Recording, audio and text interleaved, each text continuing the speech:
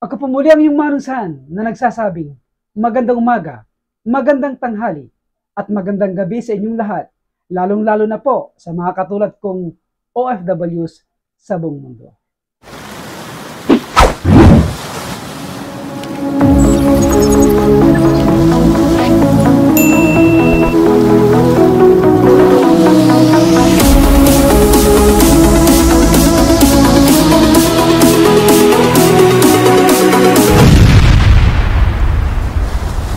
Ang vlog na ito ay continuation yung vlog ko before itong previous days.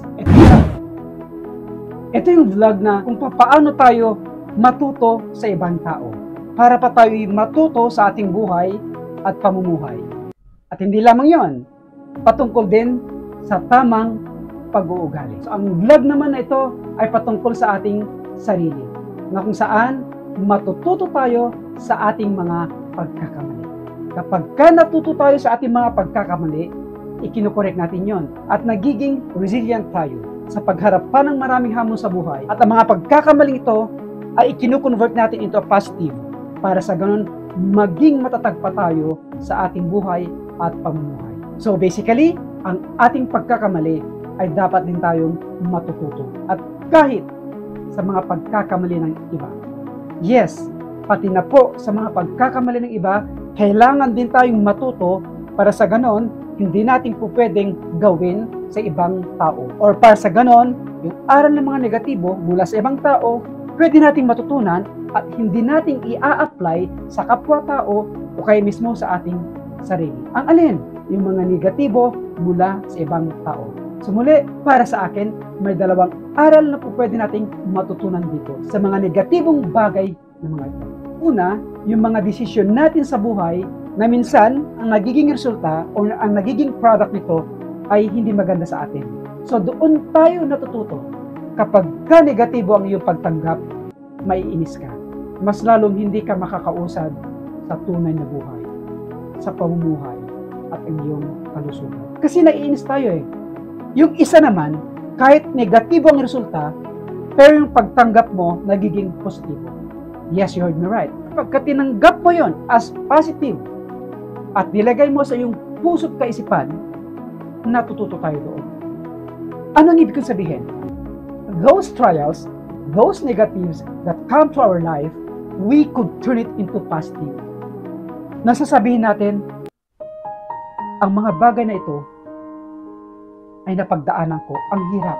Mahirap siya, pero aking kakayanin. Yun yung word yun. Nagiging resilient tayo. At nagkakaroon tayo ng kamalayan or tamang lesson na positibo, yun. We learn from our mistakes. We turn it into positives. In this way, we could able to make up ourselves into a better one. Napaka-importante yun.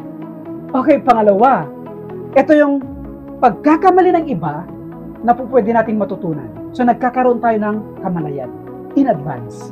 Meron tayong tinatawag na retroactive. Yun.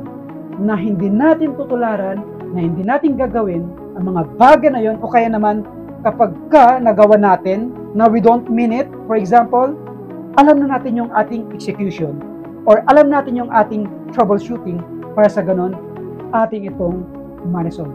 Para sa ganon, hindi tayo magiging negative sa ating mga gagawin. So another one, yung pagkakamali ng ibang tao ay yung pagkakamali or negatibo, yung tipong may nagawa sila sa atin or may nasabi sila sa atin against us. Yes, against us. So ito ngayon yung hindi ikaw yung gumawa ng kasalanan, hindi ikaw yung nagkamali. So what I'm trying to say is that depende doon sa pagtanggap natin. Kapag may sinabi ang ibang tao laban sa atin at tinanggap natin negative yon, maaapektuhan tayo. We could not step on to the next level of our journey in our life, or we could not move on to pursue our dreams for us and of course for our family. Matatrap tayo doon sa mga negatibong sasabihin nila sa atin. Ito po muli ay yung Manong San na nagsasabing, salamat po. Sana po nakatulong po ko sa inyo sa muting